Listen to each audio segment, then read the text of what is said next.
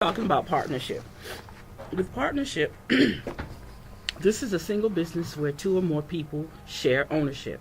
Each partner contributes to all aspects of the business, including money, property, labor, or skill. In return, each partner shares in the profits and losses of the business. Because partnerships entail more than one person in the decision-making process, like we do, it's important to discuss a wide variety of issues upfront and develop a legal partnership agreement. This agreement should document how future business decisions will be made, including how the partner will divide the profits, resolve disputes, change ownership, bring in new partners or buy out current partners, and how to dissolve the partnership. Although partnership agreements are not legally required, they are strongly recommended and is considered extremely risky to operate without one. Types of partnerships. There are three general types of partnership arrangements. You have general partnership. Assume that the profits, liability, and management duties are divided equally among partners. If you opt for an unequal distribution, the percentages assigned to each partner must be documented in the partnership agreement. Limited partnership, also known as the partnership with limited liability, which that's what we have. It's more complex than general partnership. Limited partnership allows partners to have limited liability as well as limited input with management decisions. These limits depend on the extent of each partner's investment percentage. Limited partnership are attractive to investors of short-term projects. Man, I didn't know that. Joint ventures act as a partnership, but for only a limited period of time or for a single project. Partners in a joint venture can be recognized as ongoing partnerships if they continue the venture, but they must file as such. So that's very important. If you are doing a partnership when it comes to joint ventures, you have to make sure that if you decide to keep working with that person, that you're able to do that, and you have to make sure you file yourself as one or register yourself as one. Forming a partnership. To form a partnership, you must register your business, which we've already explained that, with your state, a process generally done through Secretary of State's office. You'll also need to establish your business name. For partnerships, your legal name is the name given in your partnership agreement or the last names of the partners. If you choose to operate under a name different than the official registered name, you will most likely have to file fictitiously, which we didn't. What we did was we came up with the name Fat and Fabulous by design because we knew a lot of people were using Fat and Fabulous.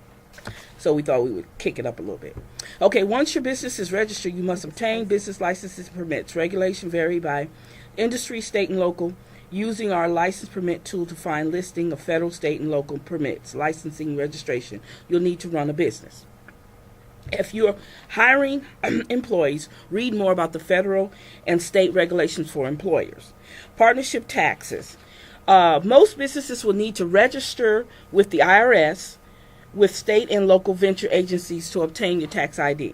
A partnership must file an annual information return to report the income, deduction, gains, and losses of the business operation, but the business itself does not pay income tax. Instead, the business passes through any profits or loss of its partners. Partner include their respective share of the partnership income or loss on their personal tax returns, which is annual returns of income, employment taxes, excise taxes. Partners in partnership are responsible for the several additional taxes, including income tax, self-employment tax, and estimated tax. Filing information for partnerships must furnish copies of Schedule K1 to all partners by date from Form 1065 is required to be filed, including extensions. Partners are not employees, and should not be issued a W-2 form, so we don't get that. The IRS Guide to Partnerships provide all relevant tax forms and additional information regarding their purpose of use. It says advantages of a partnership: easy and inexpensive, shared financial commitment, complementary skills, partnership incentives for employees. Partnership are generally, easy and inexpensive. Partnerships are generally an inexpensive and easily formed business structure. The majority of the time spent starting a partnership often focus on developing the partnership agreement. Shared financial commitment in a partnership. Each partner is equally invested in the success of the business. Partnerships have the advantage of pooling resources to obtain capital. This could be beneficial in terms of securing credit or by simply doubling your seed money. Complementary skills. A good partnership should reap the benefits of being able to utilize the strength and resources and expertise of each partner, which we do. Mm-hmm. She's good in sales. She's good in running her mouth. I'm more good behind the scenes type person. Okay, it's partnership incentive. Okay, we just read that. No. I'm sorry. Partnership incentives for employees. Partnership have an employment advantage over the entities. If they offer employees an opportunity to become a partner, partnership incentives often attract highly motivated and qualified employees, which is something we might be thinking about doing later on, is for them to buy shares, mm-hmm. right? Disadvantage of a partnership: joint and individual liability. Similar to sole proprietorship, partnerships retain full share liability among the owners. Partners are not only liable for their own actions, but also for the business debts and decisions made by other partners. In addition, the personal assets of all partners can be used to satisfy the partnership's debt. We hope that never happens. Disagreements among partners. With multiple partners, there are bound to be disagreements. Partners should consult each other on all decisions, make compromises, and resolve disputes as applicably as possible. I just had that conversation with with someone who's looking to come under us as direct sales. Okay. Actually, it's going to be a client, and I have her order, but she's interested in doing sales and coming under direct sales also. Cool. And that's the first thing I told her. There's a lot of people in their office that they want to get to start buying from us, and I told her, whatever decision that we have going on, we got some people that we want to bring in. I said, we're going to call my business partner. I said, because we don't make a decision without the other. It's very important, and we hash out whatever we need to do, because everything's not perfect. I'm pretty sure we're going to have some things we're going to disagree about. I mean, that's how it regular. is. It's just business, you know.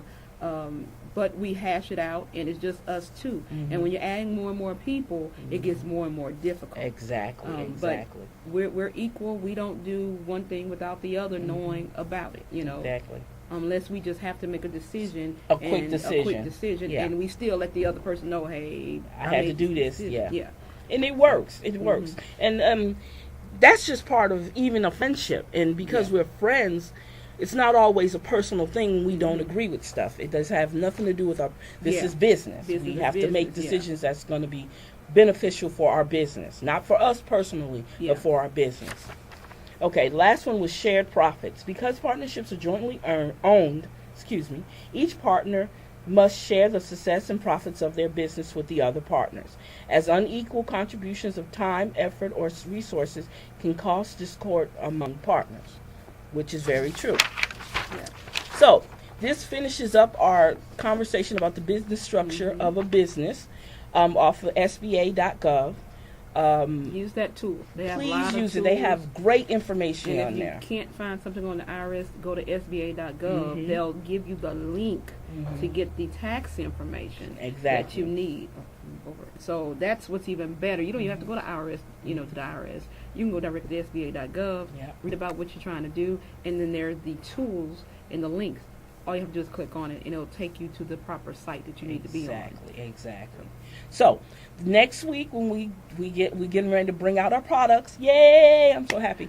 We'll have our line. We'll have our line ready to roll, and we'll be talking about that next time. I want to say thank you for listening, and this is PNP TV with Salita and Tanya, and bye-bye. Peace. Next week will be better. Hopefully.